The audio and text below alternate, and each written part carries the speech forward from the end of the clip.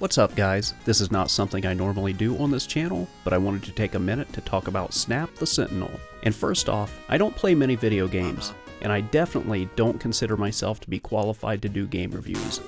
I just wanted to help spread the word on this game in particular, because my daughter did a lot of the programming and artistic design for this game, and her boyfriend did a lot of the music and sound effects.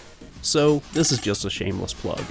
I wanted to get the word out to help get them some recognition for their hard work. And if you're familiar with SRB2 Kart, they're a couple of the core members of that development team as well. Snap is designed on the GZ Doom engine and was made in 7 days for the 7D FPS 2020 Game Jam. I downloaded and played the game last night on normal mode, and though I'm not much of a video gamer, I indeed found it to be a heck of a challenge, and probably should have played the game on easy mode. The game is very appealing in the eye candy department and reminds me of something that you would see on Nintendo 64.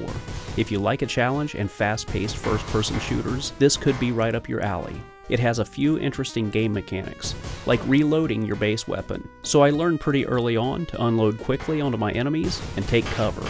You're encouraged to keep moving, and there's a hint of Sonic the Hedgehog in there. Also, you don't pick up weapons like in most first-person shooters. Instead, you pick up power-ups, and that gives it sort of a retro top-down arcade shooter vibe. I like it.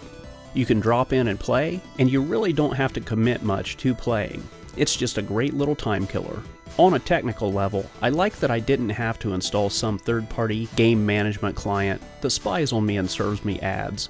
The game is just a small download, no installation required, and runs out of a folder that includes GZ Doom. I don't know the exact system requirements, but I can't imagine they're very heavy, and I figure any computer built within the past 10 years should eat this game for breakfast. Another upside is the price.